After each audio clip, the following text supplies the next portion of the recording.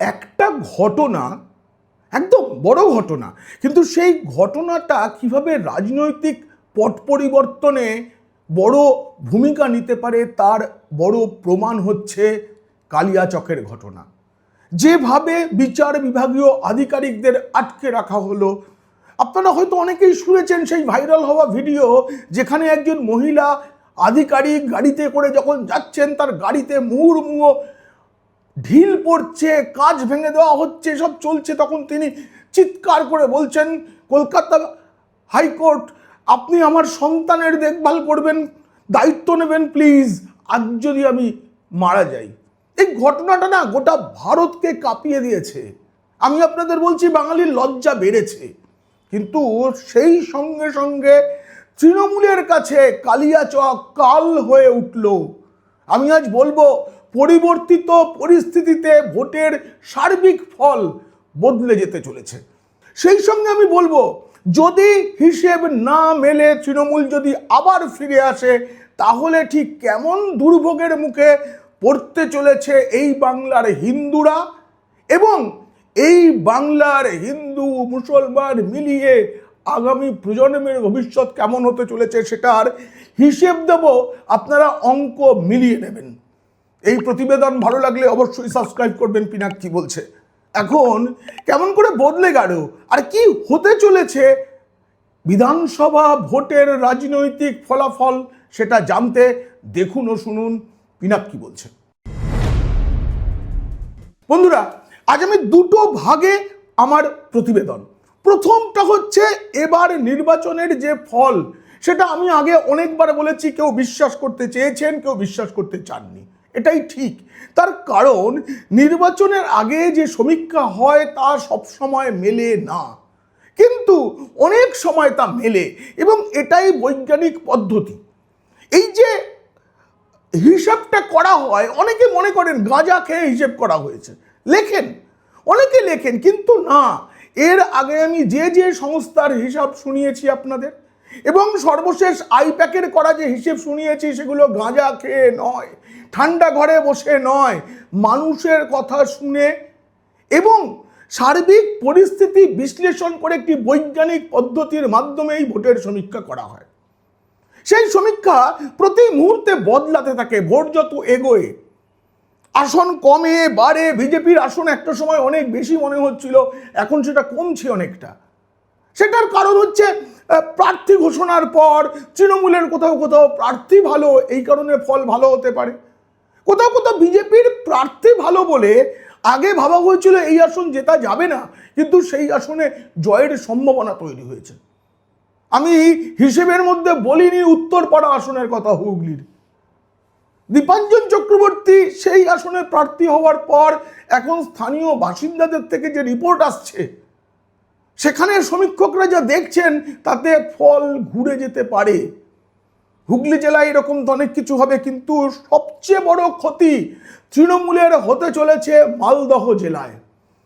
মালদহ জেলায় গতবারের নির্বাচনে বিজেপি পেয়েছিল 6টি আসন, তৃণমূল 6টি আসন পেয়েছিল। এবার বিজেপির আসন 6টিই থাকছে, একটি কমলেও কমতে পারে এরকম হিসেব বলা হচ্ছে, কিন্তু তৃণমূলের কমছেই, তৃণমূলের কমে 2 হয়ে যেতে পারে। সেখানে কংগ্রেস ওই জায়গায় 4টি আসন পেতে পারে। মুসলিম ভোটের ভাগাভাগিটা এমন হয়ে গেছে, যাকে উস্কানি দিয়ে এই গোলমাল করা হলো, তার গ্রেপ্তারির পর বলা হলো সে আমার দলের কেউ নয়। এইটা স্থানীয় মুসলিম সমাজ মেনে নিতে পারছেন না। মোফাক্কেরুল দীর্ঘদিন ধরে তৃণমূলের সঙ্গী, মমতা বন্দ্যোপাধ্যায়ের সঙ্গে মঞ্চ শেয়ার করেছেন, তার অনেক অনুরাগী, শুধু ফেসবুকে তার 20 লাখের বেশি ফলোয়ার। যে সে কথা নয়, আমাদের মুখ্যমন্ত্রীর ফলোয়ারের সংখ্যা 50 লাখের মতো, তার কাছাকাছি, মানে অর্ধেক। সেই জায়গায় দাঁড়িয়ে তাকে দলের কেউ নয় বলে ঠেলে দেওয়া, সে যে কাজটা করেছে অন্যায় কাজ করেছে, এটাকে দেশদ্রোহিতা বলা যায়। কিন্তু একই দেশদ্রোহিতা কে করেছেন এর আগে? রাষ্ট্রপতিকে অসম্মান থেকে শুরু করে 1 সেকেন্ডে 12টা বাজিয়ে দেওয়া যাবে হিন্দুদের কে বলেছেন? যিনি বলেছেন তিনি পরে ধোয়া তুলসী পাতা হয়ে গেলেন আর বললেন ওই মোফাক্কেরুল নাকি মিমের লোক, আইএসএফ এর লোক। এটা মুসলিম সমাজ মেনে নিচ্ছে না, আর তার ফলে কংগ্রেসের আসন সংখ্যা মালদহে বাড়তে চলেছে, এমনকি মুর্শিদাবাদেও বাড়তে চলেছে বলে ইঙ্গিত মিলছে। ইতিমধ্যেই একটি সংস্থার সমীক্ষা চালিয়ে ফেলেছি পরিবর্তিত পরিস্থিতিতে কি ফল হতে পারে। তাতে বলা হচ্ছে এবার তৃণমূলের আসন আরো কমে 118 হয়ে যেতে পারে, 118 আসন পেতে পারে তৃণমূল কংগ্রেস। অন্যদিকে বিজেপির আসন আগের বারে ছিল 77, তার দ্বিগুণ হয়ে গিয়ে 158 হতে পারে। এই সমীক্ষা বলছে অন্যান্যরা কম বেশি 18টি আসন পাবে। তার মানে বুঝতে পারছেন, আমি এটা দেখলাম 118, 158 আর 18, 8 8 8 8কে যারা বিশ্বাস করেন তারা বলেন, জ্যোতিষীরা বলেন এটা শনির সংখ্যা। তো কার জন্য শনি ভালো, কার জন্য শনি খারাপ, এটা বিবেচিত হবে এবারকার এই ভোটে। আরও একটা 8-এর মিল আছে। এই যে সমীক্ষা, এই সমীক্ষায় বলা হচ্ছে যে তৃণমূল পেতে পারে 42.8% ভোট, সেখানে বিজেপি একটু বাড়িয়েছে ভোট, একটু বাড়িয়ে নাকি বিজেপির এখন যে পরিস্থিতি তাতে বিজেপি পেতে পারে 43.8% ভোট, আর অন্যান্যরা পেতে পারে 11.8% ভোট। ফলে এই 8 কার জন্য মঙ্গলের কার জন্য অমঙ্গলের সেটার জন্য আমাদের তাকিয়ে থাকতে হবে। এটা চূড়ান্ত নয়। ভোট যত এগিয়ে আসবে তত এই সমীক্ষা রিপোর্টগুলো বদলাতে বদলাতে যাবে, কারণ মানুষের মন বদলাচ্ছে, পরিস্থিতি বদলাচ্ছে, ইস্যু বদলাচ্ছে। মালদহ কাঁদিয়ে দিতে পারে, কিন্তু আমি বলছিলাম না 2টো পর্বে করবো আজকের প্রতিবেদন, কিন্তু যদি এটা না হয়, মুসলিম ভোট ভাগ যেটুকু হচ্ছে তারপরেও তৃণমূল বড় অংশের মুসলিম ভোট পাবে গোটা রাজ্যে। কিন্তু হিন্দু ভোট তারা বিপদ বুঝতে কতটা পারছেন না তা নিয়ে সন্দেহ রয়েছে আমার। সীমান্ত অঞ্চলকে নিয়ে অত ভাবি না, মানে বাংলাদেশ সীমান্ত অঞ্চলের জেলাগুলোকে নিয়ে, কিন্তু বাকি দক্ষিণবঙ্গের যে জেলাগুলো আছে সেই জেলার হিন্দুরা কতটা এখনো নিজেদের বিপদ না বুঝে পাশ ফিরে শুতে চাইছেন। পিঠ পুড়ছে, ফিরে শো। এই যে মানসিকতা, এই মানসিকতার জন্য যদি তৃণমূল জিতে যায়, আমি একটি সংগঠনের কাছে গিয়েছিলাম, সেখানে সারা দেশের যারা বাঙালি আছেন, যারা বিভিন্ন রাজ্যে থাকেন, তাদের সাথে কথাবার্তা হচ্ছিল। সেইটা হতে হতে সেই কথার মাঝখানে বারবার যখন বঙ্গালকা পরিস্থিতি এ নিয়ে যখন বারবার আলোচনা হচ্ছে, ততবার আমার লজ্জায় মাথা নত হচ্ছিল। কিন্তু আমি তারপরে যেটা করেছি, সত্যিই কি আমাদের অবস্থা খুব খারাপ, এটার জন্য কেটে আমি একটা 2 পাতার রিপোর্ট তৈরি করেছি। তাতে আমি দেখতে চেয়েছি সত্যি বাংলায় যদি তৃণমূল আবার ক্ষমতায় ফিরে আসে তাহলে আমরা কেমন থাকবো। একদম আমি খুব সহজ করে এটা বলবো। প্রথমেই হচ্ছে আমাদের রাজ্যের, মানে গোটা দেশের যে জিডিপি, মানে গ্রস ডোমেস্টিক প্রোডাক্ট, তার মধ্যে যে বাংলার শেয়ার সেটা হচ্ছে 5.6%। এটা কিন্তু খুব লজ্জার। গোটা দেশের মধ্যে একটা অগ্রগণ্য বড় রাজ্য। 1960-61 সাল মানে স্বাধীনতার পরে পরে তখন বাংলার শেয়ার ছিল 10.5%, সেটা 2023-24 আগের অর্থবর্ষ পর্যন্ত হিসেবটা পেয়েছি কমে 5.6%। কোথায় 10.5, অর্ধেক হয়ে 5.6% দেশের জিডিপিতে আমাদের ভাগিদারি। আমাদের ঋণের কথা তো আমি বহু প্রতিবেদনে বলেছি, আলাদা প্রতিবেদন করেছি কিভাবে বাজার থেকে টাকা তোলা হয়। বাজার থেকে টাকা মানে বেশি সুদে চড়া শর্তে সেই ঋণ নেওয়া হয়। সরকারি ঋণের একটা নিয়ম আছে, বিভিন্ন জায়গা থেকে পাওয়া যায়, তার বাইরে এই রাজ্য সরকার সেই যে কোটা, সেই কোটা পার হয়ে যাওয়ার পর প্রতি বছর আলাদা করে বাজার থেকে ঋণ তোলে। আমরা জানি না যে ব্যাংক থেকে লোনের এক রকমের ইন্টারেস্ট হয়, এক রকমের শর্ত হয়, সেটা রাষ্ট্রায়ত্ত ব্যাংক, বেসরকারি ব্যাংক হলে আরেক রকমের হয়। আর এছাড়াও কিছু আর্থিক সংস্থা আছে যারা চড়া সুদ এবং চড়া শর্তে ঋণ দেয়, সেরকম সংস্থার থেকে ঋণ নিতে নিতে 8 লক্ষ কোটি টাকা আমাদের দেনা। এটা বাড়বে। এখন এই মুহূর্তে যে শিশুর জন্ম হবে তার মাথায় আছে 77,200 টাকার দেনা। এই দেনা নিয়েই বাংলায় এক শিশু ভূমিষ্ঠ হয়। আপনারা বলবেন দেশের কি ঋণ নেই, কেন্দ্রীয় সরকারের ঋণ নেই? আছে, কিন্তু সেই ঋণ শোধ করার পরিকাঠামোটা আছে। আমাদের বাম জমানায় কত ঋণ পুঞ্জীভূত দাঁড়িয়েছিল, মানে স্বাধীনতার পর থেকে বাম জমানা পর্যন্ত, সেটা নিয়ে আমাদের গর্বের মুখ্যমন্ত্রী সততার প্রতীক মমতা বন্দ্যোপাধ্যায় অনেক কথা বলেন, কিন্তু তারপরে সেই ঋণটা বাড়তে বাড়তে আর যেখানে গেছে সেটা না আমরা খাদের কিনারে দাঁড়িয়ে আছি। এরপরেও যদি এই সরকার আসে আমাদের তো মেনে নিতে হবে জনতার রায়, জনগণেশের রায়। আমি তো বলবো এ রাজ্যের সেই সব হিন্দুদের রায় যারা বুঝতে পারছেন না, সেই রায় যদি মিলে যায়, আগামী দিনে এক একজন শিশু 1 লক্ষ টাকার দেনা নিয়ে ভূমিষ্ঠ হবে পশ্চিমবঙ্গে, তার ভবিষ্যৎ কি?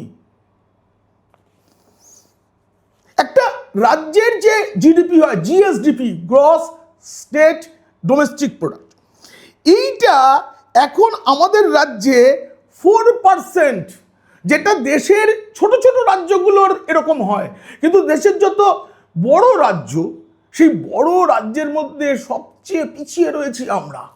লজ্জা করে তো। আমাদের যাদের কাজের সূত্রে অন্য প্রদেশের মানুষের সঙ্গে মিশতে হয়, তাদের কাছে যখন আলোচনাটা ওঠে না, লজ্জা পেতে হয়। যেখানে যাই বাংলায় এই নেই, বাংলায় ওই নেই, বাংলায় সেই নেই। এক এক সময় না তাদের জবাব দিতে ইচ্ছে করে, নেই নেই নেই করো না, আমরা যেমন আছি ভালো আছি। কিন্তু সত্যি কি আমরা ভালো আছি? আমরা আগামী প্রজন্মের জন্য ভালো বাংলা রেখে যাচ্ছি? দেখুন, এই রাজ্য সরকার বাজেটে যা ঘোষণা করে সেই ঘোষণাটাকে আপনারা জানতে পারেন, কিন্তু আদতে কত খরচ করে সেটা আমরা জানতে পারি না, সেটা বলা হয় না। 2024-25 অর্থবর্ষে 2024-25 অর্থবর্ষে আমাদের রাজ্যের বাজেট এস্টিমেট, মানে কত টাকা আমাদের জন্য রাজ্য সরকার খরচ করবে বলেছিল, সেটার পরিমাণ ছিল 3.36 লক্ষ কোটি টাকা। মানে বিপুল টাকা। আমরা ভেবেছি অত কিছু হবে, কিন্তু পরে রিভাইজড এস্টিমেট রাজ্য সরকার একটা করে যে আমরা কতটা করতে পারলাম, মানে অ্যাকচুয়ালি কত খরচ হলো, সেটা ছিল 3.07 লক্ষ কোটি টাকা। মানে বুঝতে পারছেন, এই যে 0.36 লক্ষ কোটি টাকাটা কমে হয়ে গেল 0.07 লক্ষ কোটি টাকা। এই টাকাটা খরচ করা যায়নি। আর পরের অর্থবর্ষ 2025-26 অর্থবর্ষ, যেটা সম্প্রতি শেষ হলো, সেটায় রাজ্য সরকারের ঘোষিত এস্টিমেট, বাজেট এস্টিমেট ছিল 3.74 লক্ষ কোটি টাকা, কিন্তু অ্যাকচুয়ালি কত খরচ হয়েছে জানেন? 3.46 লক্ষ কোটি টাকা। এই যে হিসেব, এই হিসেবগুলো আমি অন্য রাজ্যের বন্ধু বান্ধবদের বলতে যাব না, কিন্তু তারা সবই জানেন। আমি দেখলাম সেই আলোচনায়। আমরা কেন পিছিয়ে আছি তার সবচেয়ে বড় প্রমাণ এটা, আমাদের বাজেট এস্টিমেট যা আর অ্যাকচুয়াল খরচ যা, তার মধ্যে অনেক তফাৎ। আমাদের জিএসডিপির যে রেট, বৃদ্ধির রেট, সেটা এত ধীর গতির কল্পনা করা যাবে না। দেখুন, গোটা দেশের অ্যাভারেজ রেট হচ্ছে 5.6%, আর আমাদের 4.3%। এবং আপনাদের বলি জিএসডিপি কেমন, সেই অনুযায়ী ঋণ দেয় বিভিন্ন সংস্থা। আমাদের রাজ্য সরকারের বিরুদ্ধে এমন অভিযোগ আছে, রাজ্য সরকার ভুল জিএসডিপির হিসেব দেখিয়ে লোন নেয়। এ নিয়ে আমি প্রতিবেদন করেছি আগে। আমি সেখানে প্রমাণ দেখিয়েছি কিভাবে রাজ্যের আসল যে জিএসডিপি, যেটা কেন্দ্রীয় সরকার হিসেব করে, তার থেকে অনেক বেশি দেখিয়ে লোন নেওয়া হয়। এটা হচ্ছে আমাদের রাজ্যের পরিস্থিতি। জানেন, আমাদের মাথা পিছু হয় না। আমরা কল্পনা করতে পারি না এই রাজ্যে বসে যে বাইরে শ্রমিক থেকে অফিসার, তাদের আয়, 7th পে কমিশন অন্য রাজ্যে আছে, আমাদের রাজ্যে নেই। সরকারি কর্মীরা বঞ্চিত আমরা জানি, কিন্তু যারা আমরা বেসরকারি ক্ষেত্রে চাকরি করেছি বা করছে, তাদের আয়ের ফারাকটা জানেন? গোটা দেশের থেকে আমাদের 20% কম আয়। চা বাগানের শ্রমিক থেকে মৎস্যজীবী, সকলের, বেসরকারি কর্মীরা যারা চাকরি করেন বিভিন্ন সংস্থায়, একই পদে অন্য রাজ্যে চাকরি করলে যে বেতন মেলে তার থেকে 20% কম বেতন মেলে পশ্চিমবঙ্গে, কারণ সরকার যেমন করে চলে তেমন করেই বেসরকারি সংস্থা চলে। সুতরাং না, এই যে বাংলা থেকে এত মেধাবী ছাত্রছাত্রীরা বাইরে চলে যাচ্ছে, তাদের আটকাবেন কি করে? বাবা মায়েরাও জানেন যে এ আটকানোর উপায় নেই, আটকানো উচিত নয়, কারণ রোজগারটা দরকার, একটা সচ্ছল জীবন সকলে চায় জীবনের উন্নতি হোক, আরো বেশি খরচা করতে পারা যাক। কিন্তু আমাদের পার ক্যাপিটা ইনকাম 20% কম বাকি দেশের অন্য রাজ্যের তুলনায়। আর আমাদের রাজ্যে এফডিআই, যেটা দিয়ে অর্থনীতির বিচার করা হয়, foreign investment, foreign direct investment, সেই ইনভেস্টমেন্ট আমাদের 30% কমেছে তৃণমূল জমানায়। হিসেব বলছে, আমাকে তৃণমূল বিরোধী বলতে পারেন, চটি চাটা আমি নই, কিন্তু তৃণমূল বিরোধী বলতেই পারেন, কারণ আমি সত্যটা বলছি আপনাদের। আমাদের রাজ্যের 3,817 কোটি টাকা ছিল, সেটা নেমে হয়েছে 2,662 কোটি টাকা। কারণ 2011 সালের পর থেকে তো এই ধরনের বিনিয়োগ আনার মতো সংস্থাগুলো একে একে পশ্চিমবঙ্গ ছেড়ে পালিয়ে গেছে বলছি। এখানকার রাজ্য সরকার, আপনারা, আমি আগে বলেছি তো আবার বলছি, যেখানকার রাজ্য সরকার সম্প্রতি 1 বছর হয়নি আগে, এই যে শিল্প যেগুলো থাকে তাদের একটা উৎসাহ ভাতা দেওয়া হতো বাম জমানা থেকে। আমার যতদূর মনে পড়ছে এটা অনেক আগে বাম জমানায় শুরু হয়েছিল। সেইটা 1993 সালে, 1993 সালে শুরু হয়েছিল। সেইটা 2025 সালে এসে আমরা তুলে দিলাম। বলা হলো এই রাজ্যে আর উৎসাহ ভাতা দেওয়ার দরকার নেই, এমনিতেই এত শিল্প কারখানা হচ্ছে, বিধানসভায় বিল এনে এটা তুলে দেওয়া হয়েছে। বুঝতে পারছি রাজ্যের অবস্থাটা কেন খারাপ, আমি বলি কেন। এবং যদি তৃণমূল জিতে যায়, আমি সরাসরি বলছি, তৃণমূল যদি জিতে যায়, বিজেপি ক্ষমতায় আসবে কি আসবে না আমার দরকার নেই, কি পরিণতি হবে? হিসেব বলছে 2011 সালে আমাদের মা মাটি মানুষের সরকার এলো, আর এটা 2025 সাল। এর মধ্যে 6,688টি কোম্পানি বাংলা থেকে চলে গেছে, বড় কোম্পানি এগুলো। এর মধ্যে 110টা কোম্পানি শেয়ার বাজারে লিস্টেড, সেই তালিকাভুক্ত। 6,688টি কোম্পানি চলে গেছে, বেসরকারি সংস্থা। কত মানুষের কর্মসংস্থান হতে পারতে বলেন? এবং তার লিস্ট আমার কাছে আছে, প্রথম 15টা, আমি আর পড়ছি না যে তারা মানে কত, মানে 1800, এই যে net web technologies India limited Bangla ছেড়ে চলে গেছে, তাদের নেট ভ্যালুয়েশন হচ্ছে 18,265 কোটি টাকা। গ্যালান্ট বিনিময় প্রাইভেট লিমিটেড 14,227 কোটি টাকা তার নেট ভ্যালুয়েশন, চলে গেছে বাংলা ছেড়ে। ইউরেকা ফোর্বস এই বাংলায় ছিল, বাংলা থেকে ব্যবসা করতো, ইউরেকা ফোর্বস চলে গেছে বাংলা ছেড়ে। 12,509 কোটি টাকা তাদের নেট ভ্যালুয়েশন। জেকে টায়ার, আপনার নাম শুনেছেন, জেকে টায়ারের মূল অফিসটা ছিল কলকাতায়।